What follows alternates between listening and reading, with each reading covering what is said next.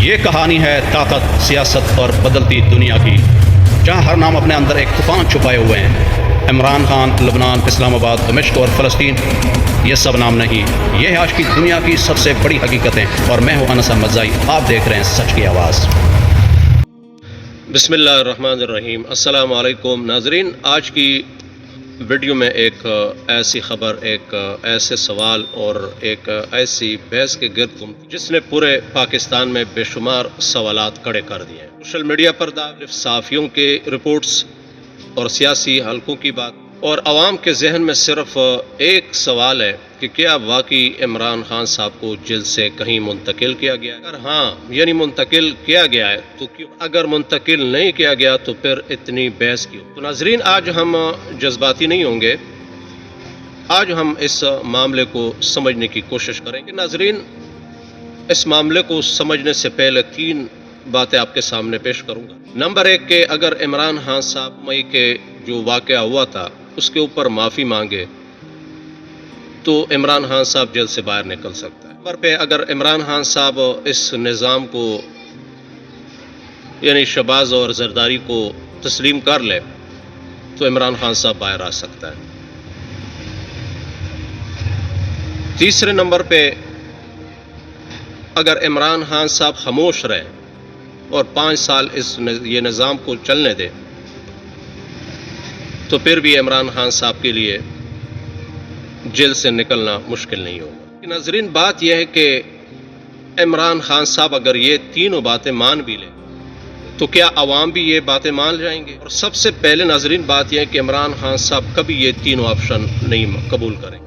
اگر عمران خان صاحب نے ان تینوں آپشن کو قبول کرنا تو عمران خان صاحب اگر جیل میں 3 سال اتنا طویل عرصے سے جیل میں ہے تو وہ پہلے دن ہی تسلیم کر لیتے اور یہ تینوں آپشن قبول کر لیتے، عمران خان صاحب کو کبھی جیل بھی نہ ہو۔ تو سب سے پہلے آپ لوگوں نے اس بات کو ذہن نشین کرنا ہے ناظرین کہ عمران خان صاحب ان تینوں باتوں کو کبھی بھی قبول نہیں کریں گے۔ عمران خان صاحب کا تو پہلے دن سے یہی دعویٰ ہے کہ اگر 9 مئی میں نے ویڈیوز اور ثبوت ہیں وہ سامنے لایا جائے، پتہ چل جائے گا کہ میں نے کیے یا کسی اور نے کیا یہ کام۔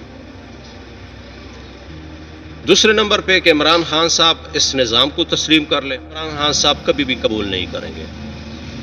اور تیسری بات یہ کہ وہ خاموش رہے، یہ کبھی بھی قبول نہیں کریں گے۔ ناظرین، کچھ چیزیں ہوتی ہیں نا شخصیت کی، عمران خان صاحب کی شخصیت ان تینوں داؤں کے خلاف ہے، اور اگر عمران خان صاحب ان تینوں چیزوں کو قبول کر لیں تو عمران خان صاحب کی شخصیت ہی ختم ہو جائے۔ تو یہ تو ذہن سے بالکل نکلنا چاہیے کہ عمران خان صاحب یہ تینوں چیزیں قبول کر لیں گے۔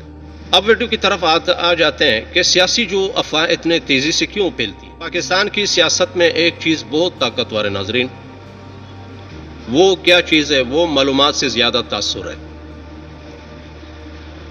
جب بھی کوئی بڑا سیاسی لیڈر منظر سے دور ہو اور معلومات بھی محدود ہو اور سرکاری وضاحت بھی نہیں ہو تو افواہ خود بہت جگہ بنا لیتی ہیں۔ عوام پھر ہر اشارے میں مطلب تلاش کرتی ہیں، کوئی گاڑی دیکھتا ہے، کوئی قافلہ دیکھتا ہے، کوئی خبر دیکھتا ہے اور پھر پوری کہانی بن جاتی ہے۔ کوئی صحافی کہتے ہیں کہ ہم نے عمران خان صاحب کی سکواڈ دیکھی ہے،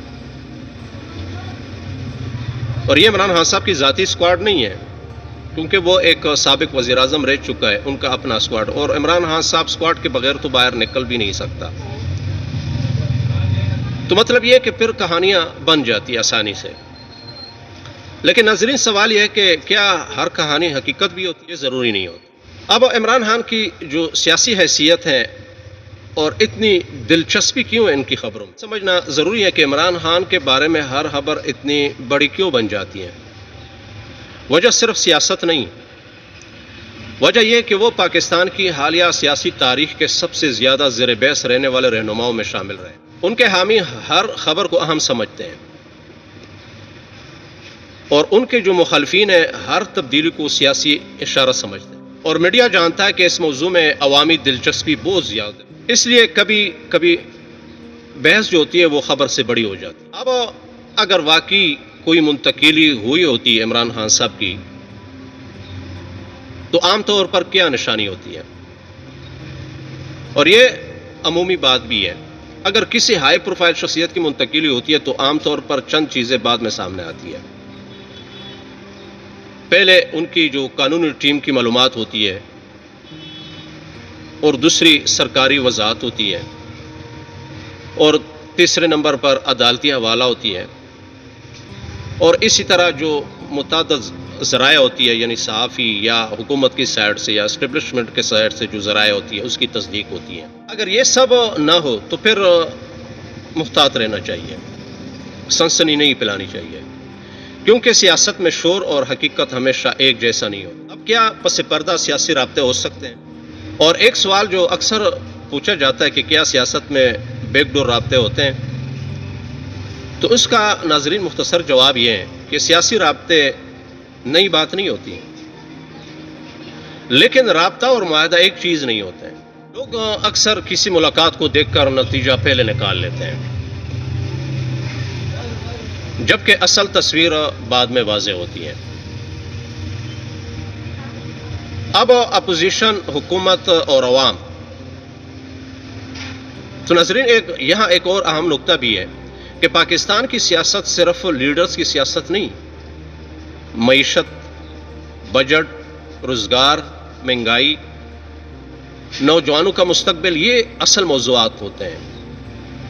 اس لیے عوام اب صرف نعرے نہیں، نتائج بھی دیکھنا چاہتی ہیں۔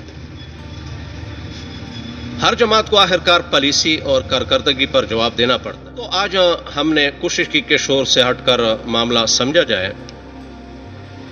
ابھی تک جو کچھ سامنے آیا ہے اس میں دعوے بھی ہیں، سوال بھی ہیں اور سیاسی تشریحات بھی ہیں، لیکن ہر دعوے کو حقیقت ماننے سے پہلے انتظار اور تصدیق ضروری ہے۔ تو ناظرین، آپ لوگوں کا کیا رائے ہے کہ کیا یہ صرف سیاسی شور ہے، یا آپ لوگ سمجھتے ہیں کہ اس کے پیچھے کوئی بڑی سیاسی تبدیلی ہو سکتی ہے؟ تو کمنٹس میں ضرور اپنے رائے دیں۔ ویڈیو اگر پسند آئے تو لائک، سبسکرائب اور شیئر کرنا نہ۔ اتنا ہی، ملتے ہیں اگلی ولاگ میں ایک نئی ویڈیو کے ساتھ۔ اللہ حافظ۔